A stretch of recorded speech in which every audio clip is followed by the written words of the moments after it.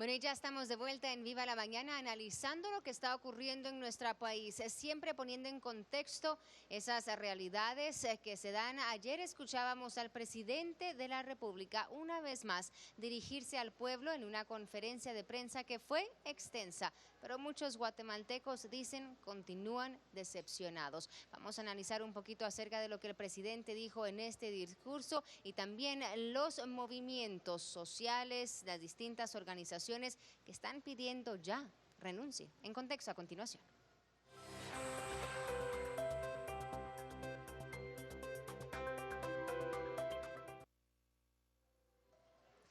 Bueno, y para estar analizando estos temas, nosotros hemos invitado a Neri Rodena, de la Oficina de Derechos Humanos del Arzobispado de Guatemala. Buenos días, Neri, gracias por estar con nosotros. Muy buenos días, gracias por esta invitación. A usted por estar acá y también a Carmen Aidebarra del Movimiento Pro Justicia. Carmen, muy buenos días y gracias por estar con muy buenos nosotros. Días. Bueno, Neri, quisiera empezar contigo. Ayer se lanza una vez más un llamado al presidente de la República para que renuncie.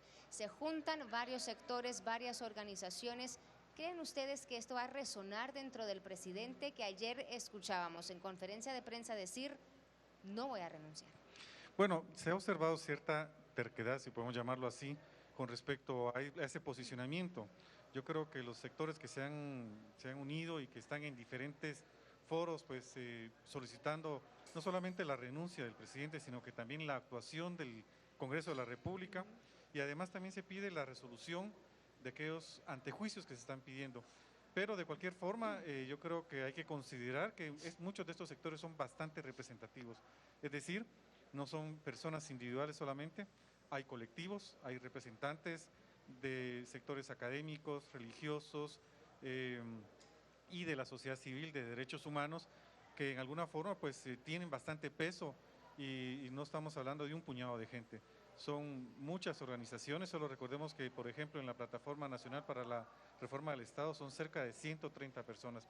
De todas formas, nos preocupa bastante este posicionamiento, porque estamos nosotros más que todo a la espera de una persona, de una decisión de una persona, cuando el país entero se encuentra en una crisis profunda. ¿Qué daño le está haciendo esta, como tú mencionas, podríamos poner entre comillas, terquedad del presidente al pueblo? ¿Crees que le está ocasionando algún daño? Hay una ingobernabilidad en nuestro país. Realmente no hay quien mande, quien decida. Sobre todo el Estado no está ejecutando, no está cumpliendo sus objetivos primordiales. Vemos nosotros realmente cómo el Estado, precisamente por este tipo de corrupción, se ha quedado sin fondos, no llega a donde tiene que llegar el Estado, y por lo tanto nosotros advertimos una ausencia, un debilitamiento de la institucionalidad de Guatemala, una crisis sin precedentes, de la cual pues nosotros tenemos la esperanza que podemos salir, pero sin embargo nuestra llamada siempre a la conciencia de que hay que dejar por un lado los intereses particulares. La Constitución solo en sí lo manda, pues hay que buscar el bienestar común y no el bienestar particular.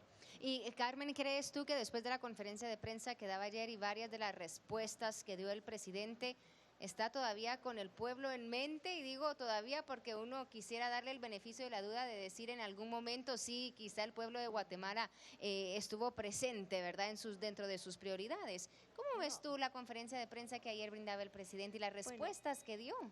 La verdad es que la posición del presidente era de esperarse. Él no va a admitir en ningún momento que tiene algún grado de responsabilidad en todo lo que está ocurriendo, y tampoco va a dejar fácilmente el cargo, porque él todavía tiene negocios que concluir y tiene gente que proteger, aparte de protegerse a sí mismo.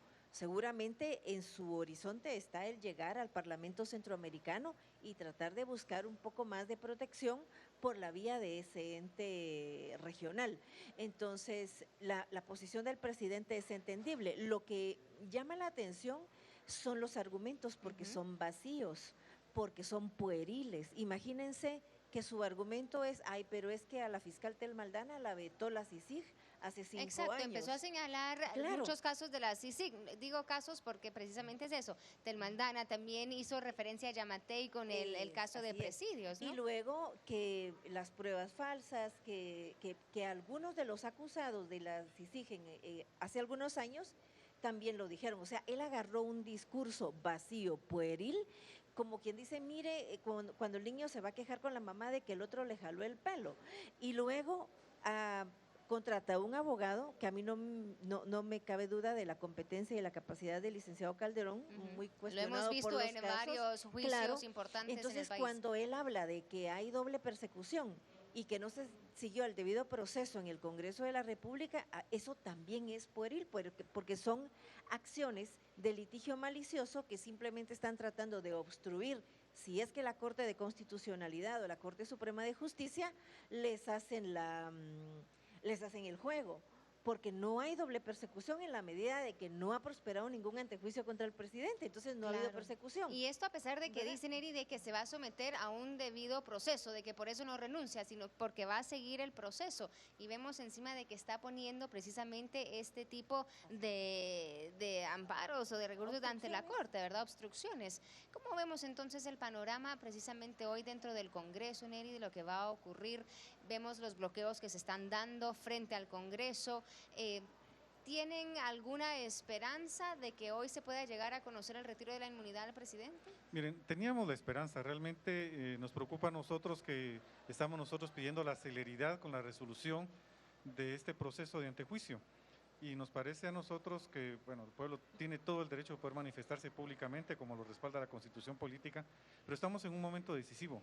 Entonces, realmente yo no comparto el hecho de que se esté bloqueando el acceso de los diputados, porque así es, al Congreso de la República. Más bien nosotros deberíamos de favorecer precisamente el acceso, porque es una petición colectiva, que eso se resuelva cuanto antes. Yo creo que este no es el momento para estar realizando ese tipo de bloqueos. Las manifestaciones se pueden hacer en frente a otras instituciones públicas, el propio Palacio. Ya lo que se está pidiendo, según tengo conocimiento por las noticias, es el respeto a las elecciones. El Congreso de la otras República. peticiones, están hablando de reformas al tema agrario, temas que sí son importantes en el país, pero ahorita estamos bajo otro contexto. Entonces uno cuando escucha declaraciones de quienes están liderando este bloqueo en el Congreso, uno dice, realmente están fuera de contexto de la realidad, y uno podría quizá decir, están respondiendo a otros intereses. Cuando escuchamos que dicen, hay más tiempo para retirar la inmunidad, uno realmente no lo puede creer. Por sentido común, por sentido común. Estamos exigiendo nosotros precisamente el conocimiento de eso, y cuando se va a conocer, bloqueamos eso. Entonces, realmente nosotros cuestionamos ese tipo de acciones, si realmente están respondiendo a lo que está pidiendo la colectiva en este momento. Los temas, como tú dices, sí son realmente necesarios en este momento, pero el tema de la inmunidad, estamos a pocos días nosotros de las elecciones, se tiene que resolver ya. Carmen, para ir ya resumiendo, el tema ahora de aquí a las elecciones, lo que mantiene el guatemalteco en mente, y claro, de aquí hasta el 14 de enero, ¿cuál es eso que deberíamos de tomar en cuenta de aquí a este domingo, Carmen? Bueno, lo que sucede es que no puede haber como un consenso general, porque hay gente que no quiere que haya elecciones, porque no tiene opciones reales, no cree en el proceso. Ha habido una serie de violaciones a la ley electoral y el Tribunal Supremo Electoral las ha dejado pasar. Otras las ha castigado de manera muy débil y otras simplemente no ha podido.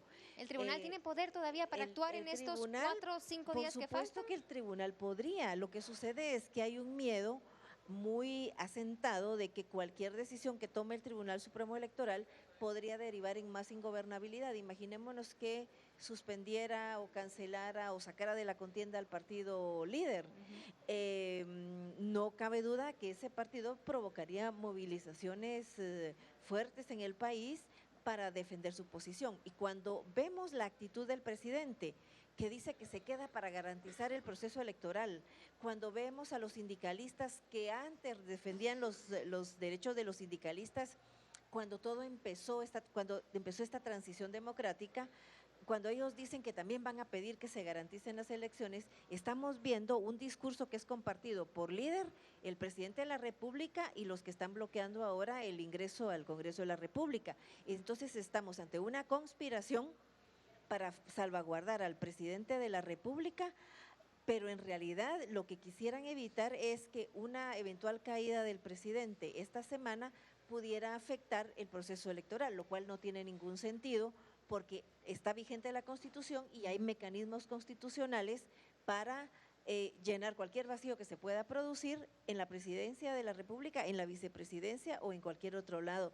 Pero entonces aquí el líder quiere garantizar que haya votaciones porque se cree ganador en una primera vuelta o en una segunda vuelta, y al presidente le conviene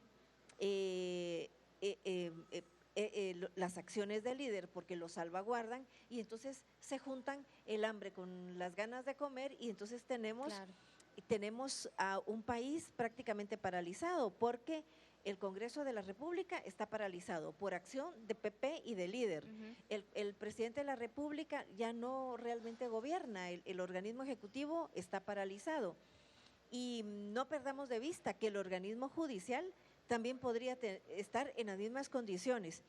El organismo judicial todavía tiene que resolver los numerosos antejuicios que fueron planteados en su contra. Solo les dio trámite, hace falta ver cuál es la resolución definitiva.